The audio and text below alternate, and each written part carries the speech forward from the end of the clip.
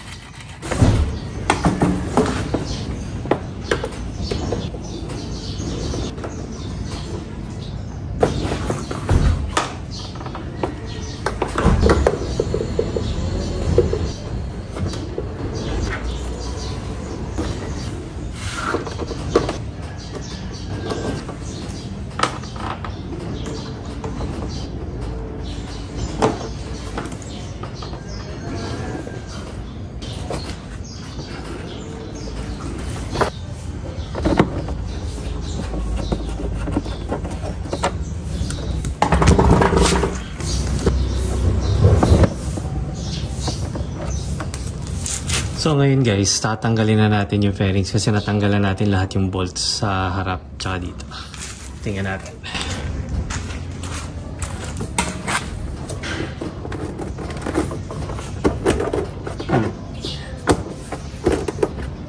So una mong babatakin yun nandito, no? So pagbatak mo doon, ayan na, umangat na siya, diba? Yung kabila din ganun gagawin natin.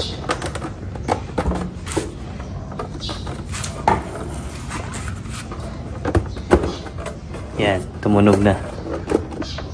Yun. So, yan na. Ngayon, dahan-dahan lang. Tanggalin naman natin yung connector ng front turn signal. Yan. So, para magtanggal, simple lang guys. Nakita nyo yung clamp na yan. I-press down nyo lang. Pag na-press down nyo na, unti-unting batakin.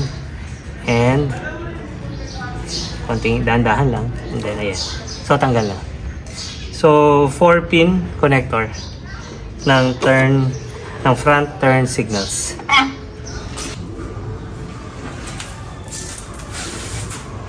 Next naman nating tatanggalin ay yung headlight assembly, no? So, ito lang. Tanggal yan. Body bolt. Size 1 na Philip. Same here, body bolt. No? So, yun na po. Then, here. And then, dito rin. So, tignan natin yan. Tanggalin muna natin yan. Let's see.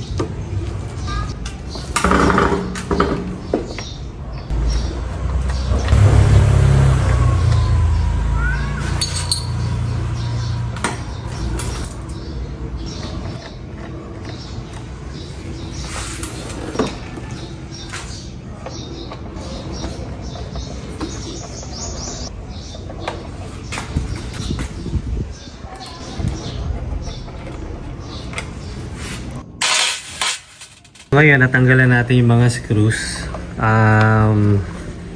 Tatanggalin na natin yung headlight assembly. No? Start tayo dito sa gilid-gilid.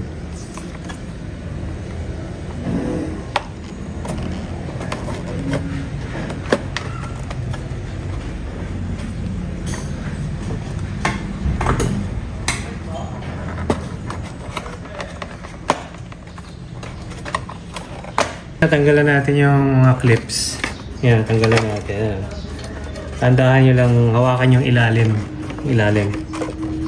Kasi may mga umiipit-ipit sa ilalim. Yan. Tapos, subutin nyo lang. Yan. Dito, padadaanin nyo dito sa lever. Yan, sa brake lever. Ito guys, simple lang din to. Press down. Press na sabay. Turn counterclockwise. Kasi tandaan nyo, counterclockwise madalas ay pampaluwag. And then, ayun na. Okay. So, tanggal nyo na yung connector ng sa headlight. Natanggal na po natin yung headlight assembly kanina. Tanggal na rin natin yung connector sa headlight bulb, no? Munting kaalaman lang, no, para at least alam natin kung ano yung mga kable dito, just in case meron kang kailangan palitan. Tulad nito, no, yung front brake light switch lead. Yan. So makikita nyo, ito po siya simula dito, connected sa master caliper sa right. Ayan po. Ayan po siya. Pababa doon.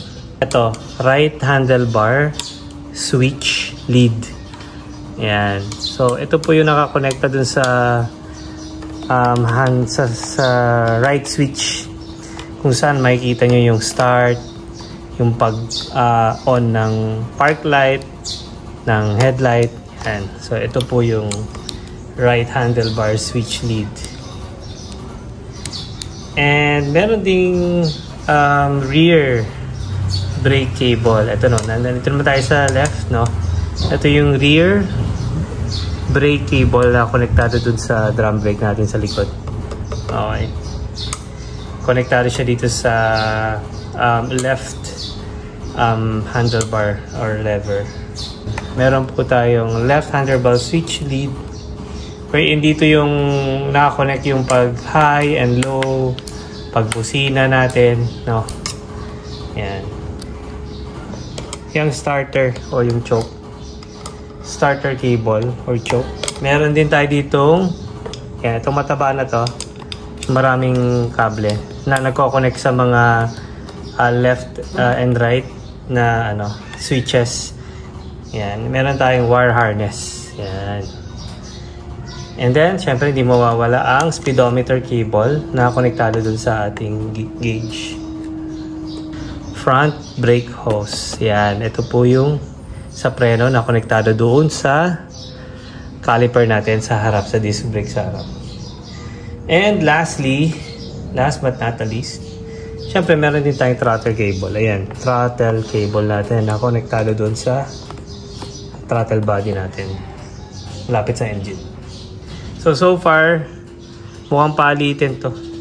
Yung front brake light switch LED. Although pwede pa naman, pero malapit na. Nagbibitak-bitak na siya sa katagalan niya. So, yun. Tapos dito rin natin makikita, no, kaya ayaw umilaw yung panel gauge. Kasi I think there's something wrong. Hindi ko alam kung palitin na to or bulb lang pwede na. So, malalaman natin mamaya. Next na natin tatanggalin is yung araro. Yan. So, tanggalin natin yung screw dito. Pati yung kabila. Tapos yun, babaklasin na natin.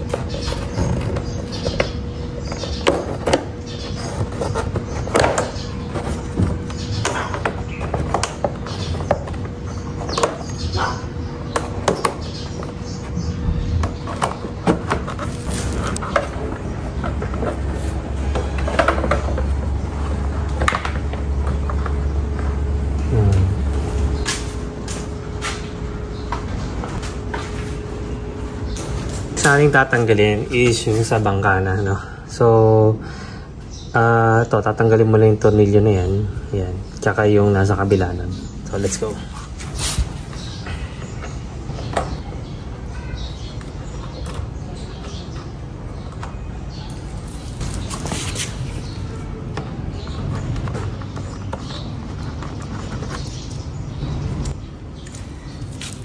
So, natanggalan natin yung mga tornilyo. So, next natin gagawin is susungkitin na natin para matanggalan natin yung bangka. Baba muna natin yung stand. Gamitan natin ulit ito.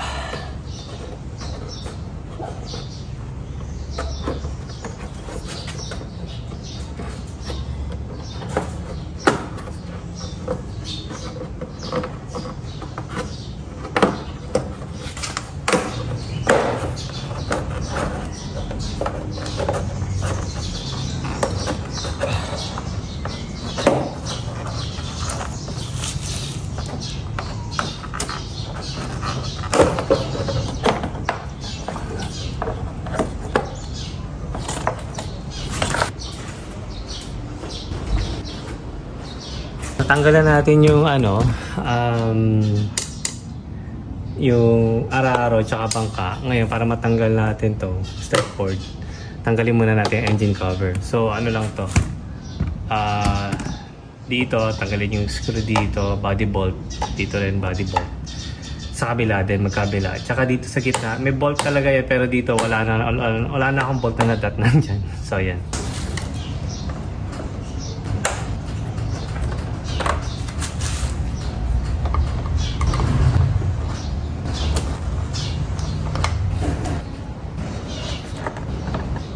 Idamay na rin natin tanggalin tong sa helmet strap, yung helmet hook, para walang sabi dito sa pagtanggal sa engine.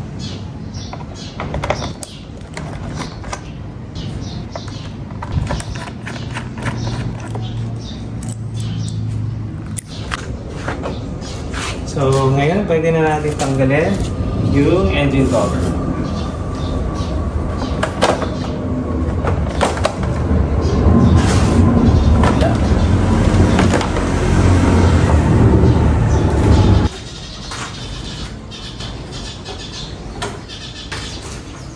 So after nating natanggal kanina yung engine cover, next naman is para matanggal na talaga yung step board, is tatanggalin muna natin tong side fairings.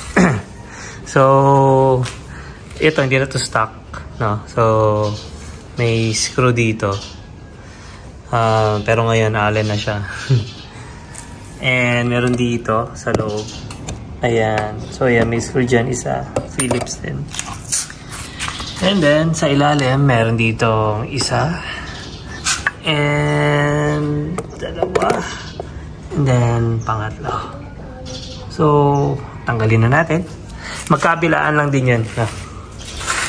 Let's go.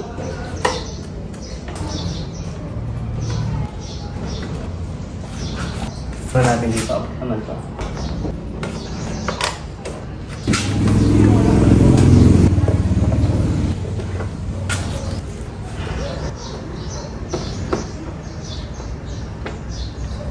So gumamit tayo ng D4 na Allen bolt. Alam ko loose thread. Hindi ata ito. So parang iba yung thread.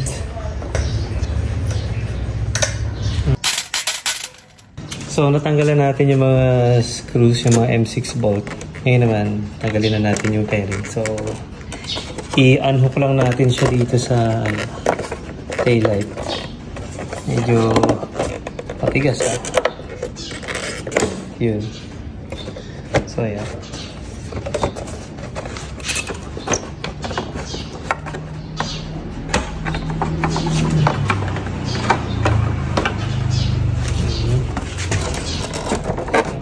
Unhook. Then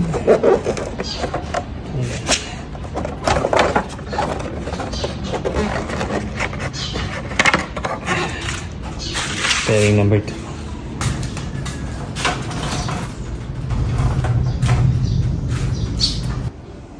So natanggal na natin guys yung side fairings. Ngayon naman yung footboard na. Tanggalin lang natin yung 4 na bolts dito, no? Well, ano to, Allen na siya, hindi na siya yung stock. And then dito, meron ding body bolt dito, M6. Tapos mamaya ito, kakatakin lang natin, pabatak dito para matanggal siya. Ito naman, natatanggal lang siya. So, pwede siyang actually sungkitin lang ng daliri para matanggal sa ayan. So, ayan na po itsura niya pag natanggal niya na ng dalawang kamay. Ayan. Okay, ngayon tanggalin na natin yung bolt. So, gamit ulit tayo na size 4 Allen wrench.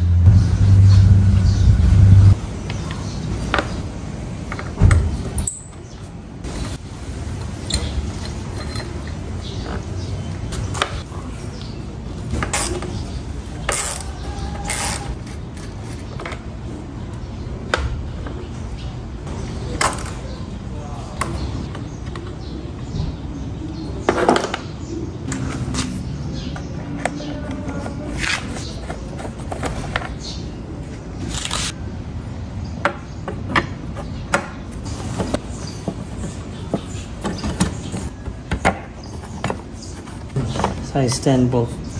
Alright, natanggalan natin lahat ng bolt guys ito. Yung mga Allen bolts pero hindi na stock bolt tsaka dito. And then sa kabila din. Tanggalin na natin ang footboard. So, kailangan lang natin siya bigyan ng big boss.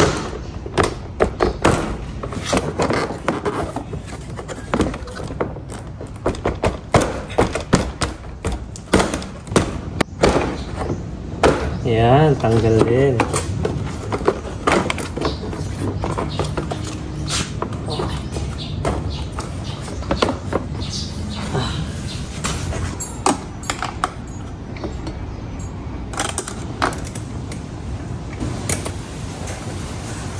So, natanggal na po natin yung hook dito.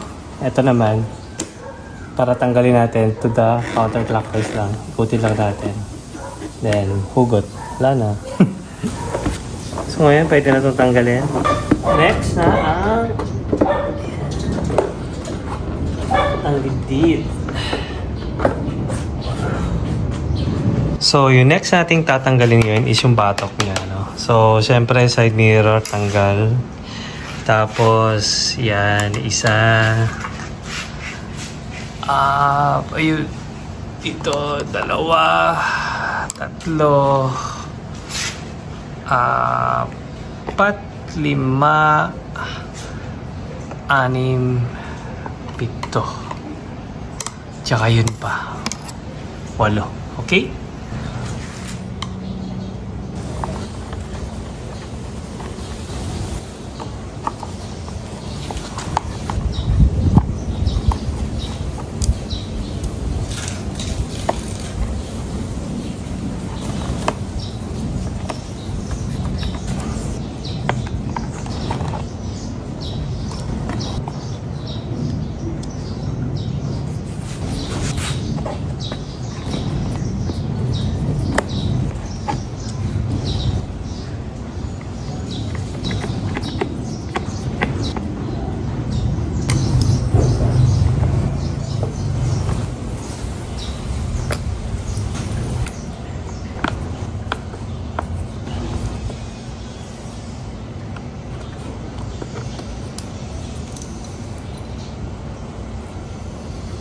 So, kung mapapansin nyo guys, medyo mas maliit siya compared dun sa body bolts. Ito yung bolts sa yung maliit, yun yung sa head, sa batok. And yung mahaba, yan yung the usual body bolt. So, itabi nyo lang guys. Itabi nyo lang guys, baka mapagpalit nyo. Ingat lang. So, tatanggalin natin guys yung side mirror. Kung may wrench kayo, size 14 yan. Pero kung wala, tulad ko wala.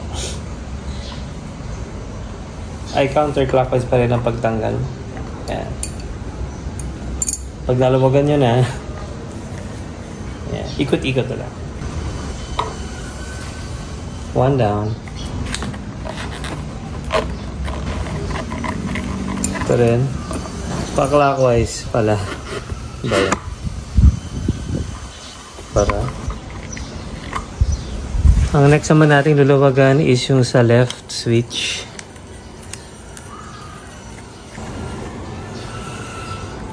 Ayan. Ito naman. Ang right harness. Tanggalin. Ayan.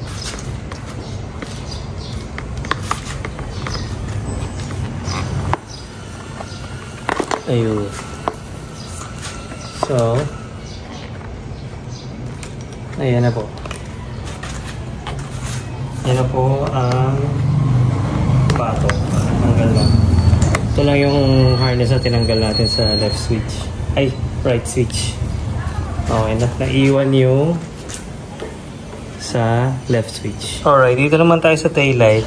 Gagawin lang natin. Iangat natin to. Ayan. Sakita nyo yan. Yan, yung mga harness niya dito sa light, sa rear light niya, no? Yung parang bakal, may clip. Iangat nyo lang.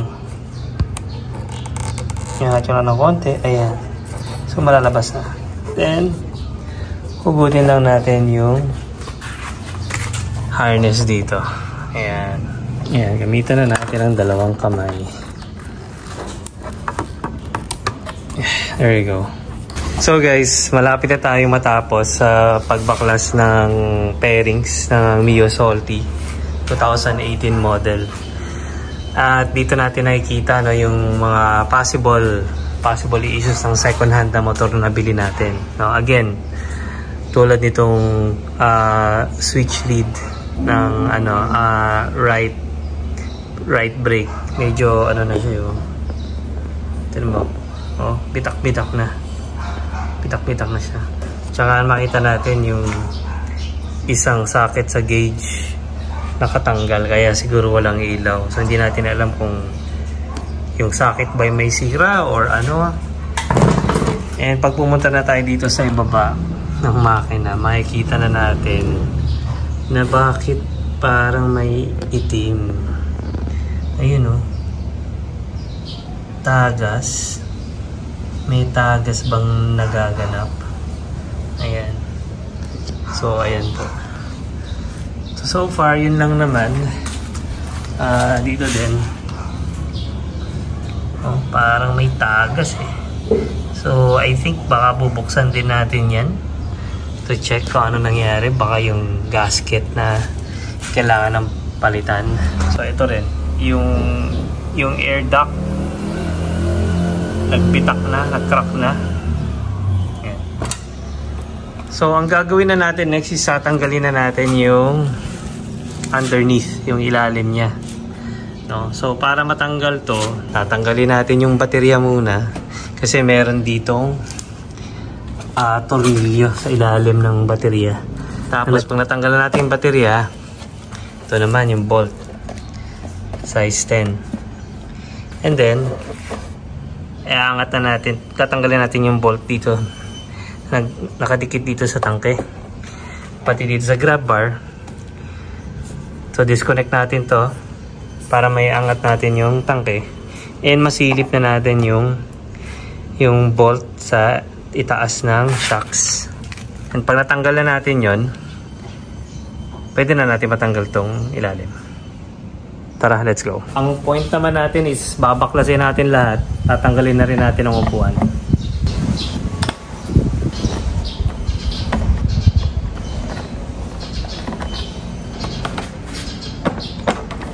Balik lang natin dito para hindi mawala. Ang next naman nating tatanggalin ay yung baterya. Ayan. So guys, ang pagtanggal ng baterya, lagi nating uunahin yung pagtanggal ay yung itim. Okay? Kasi pag inuna mo yung pula, no, sabay yung tools mo dumikit sa frame, maaari ito mag-cause ng short circuit. Hindi katulad ng pag-itim, ang una yung tinanggal, which is ito yung ground. Pag yung ground mismo ay tinanggal mo, mawawala na yung possibility ng short circuit. Okay? So, unahin na natin ang itim.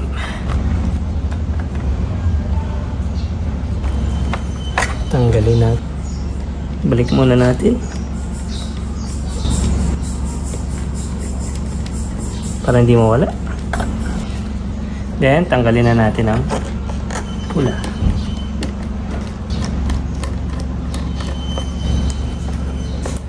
So, ayan. Bigat ah.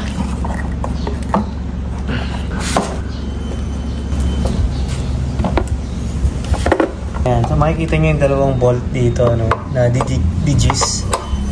Tanggalin natin.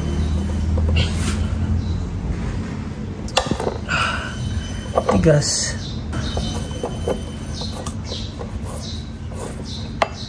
Kabila.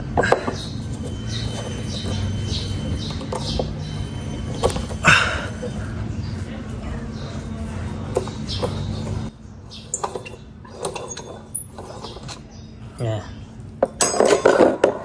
So, ito naman.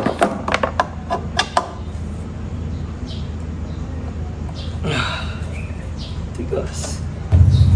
Ito rin sa kabila.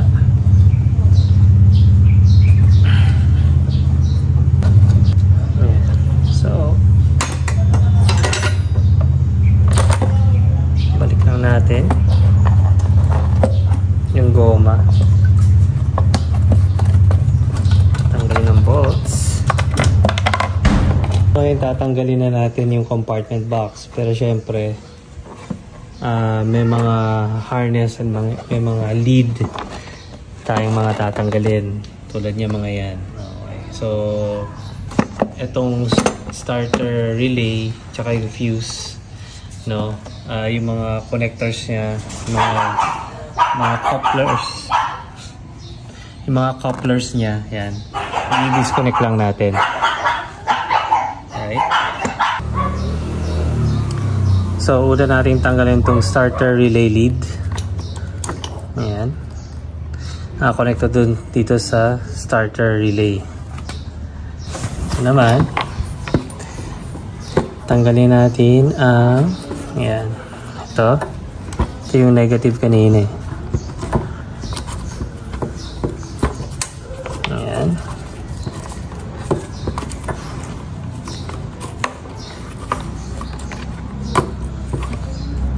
So yun, tanggalan natin. Tapos ito na lang. Itong starter motor relay tsaka fuse lead. Ayan. Ayun, fuse, tanggal. Ito, starter motor, tanggal. Alright. So next na nating tatanggalin is itong dalawang 10mm bolt. And para umangat na to, kasama tong grab bar bolts sa 10mm. And then yung fuel sensor lead, tatanggalin, i-detach din natin.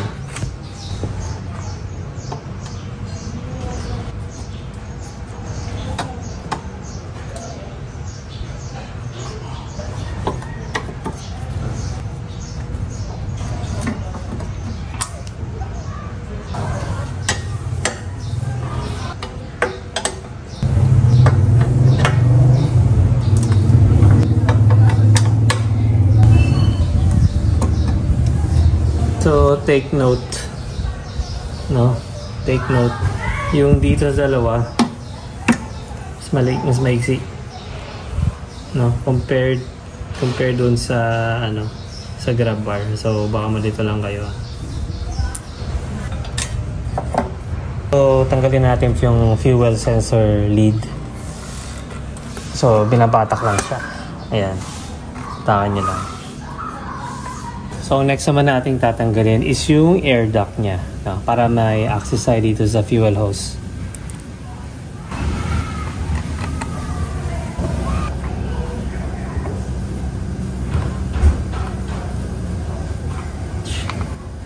Tapos ito malaki na siya. Hindi na siya pwedeng size 1. Size 1 na yung ginagamit natin.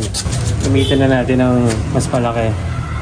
Ito size 2 na ng Philips. Parang hindi siya swak. For some reason. Ibang klase yung thread nito ah. Tingnan natin yung size 3 kung kasya.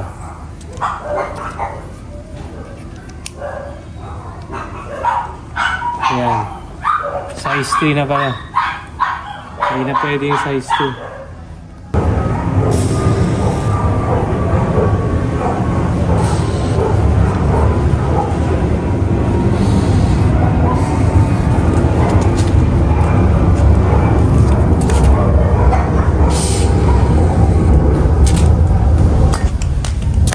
Tingnan natin kung gagana. Sana.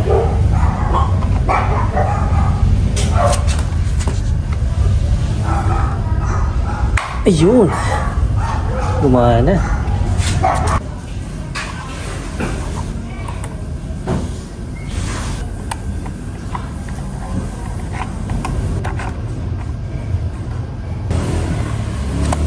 Ayan, tanggalan natin. So yan, punet guys oh. So, palitin na yan. So, next po nating tatanggalin is itong fuel hose. Make sure lang na wala nang laman tong tangke ninyo, no? Ang nose. Ayan. Ayan, na-disconnect na natin yung fuel hose. So, tatanggalin na po natin ang ating fuel tank. So, nandito pala yung CDI.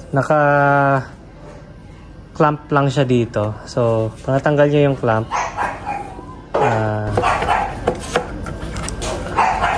so, ito, press down, tapos pull. Ayun. Ganon din dito. Press down, then pull. So, ayan. So, mapapansin nyo, napansin ko rin, may mga biyak na yung mga wires. Buti na lang talaga kinalas natin mga guys. Sino mo? Parang inatkat eh. Ayun o, parang, oh, grabe. Muntik nang hindi gumana. Konti na lang nakakabit ng mga copper wire. So, gagawa natin ang paraan yan. So, gamitan natin ng 10mm, ano ba dito, wrench.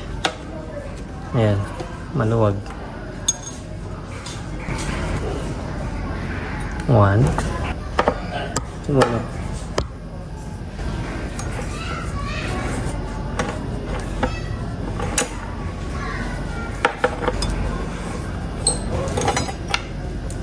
Ito na lang tatanggalin natin para matanggal na yung buong yung locking mechanism.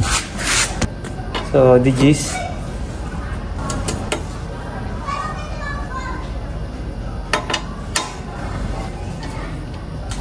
Itong shocks na. Itong shocks. So, tanggalin natin itong cover. Ayan, may cover siya, rubber. Feeling ko first time pa yata itong nalinis eh. So 14, try natin. Ayan, dali.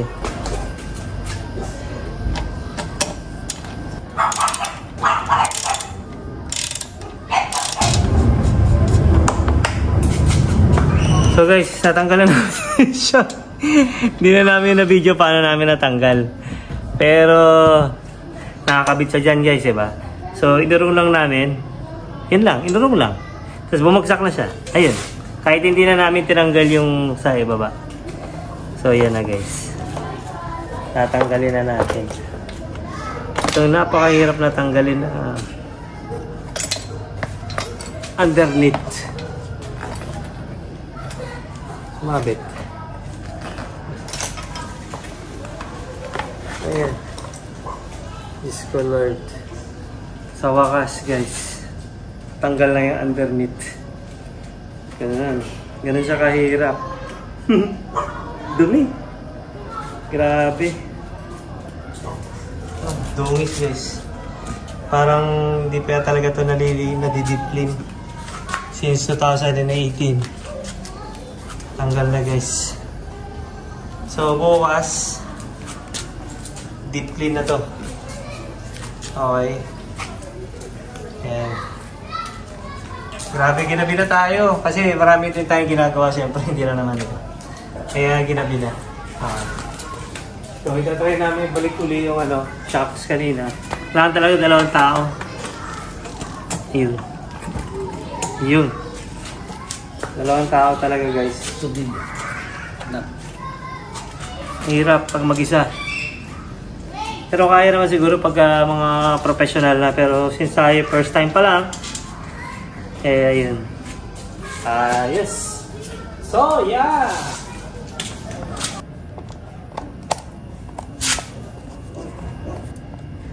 Ganito. Haba. Ang bolts, nanigas na. Sobrang putik eh.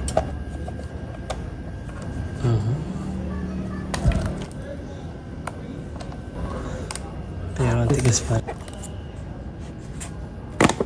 Kapag tanggal guys ang cover, make sure tanggalin nyo itong screw dito. Kasi hindi ko natanggal kanina eh. Pihit ako ng pihit. Yung pala may screw. Oh. Hindi naman ganun karami. Marami pero hindi naman ganun karami. Papalitin na. Ayos. So yeah. Guys, ganito na siya. After magkalas. So, 'di ba? Ang ganda, ang saya, 'di ba?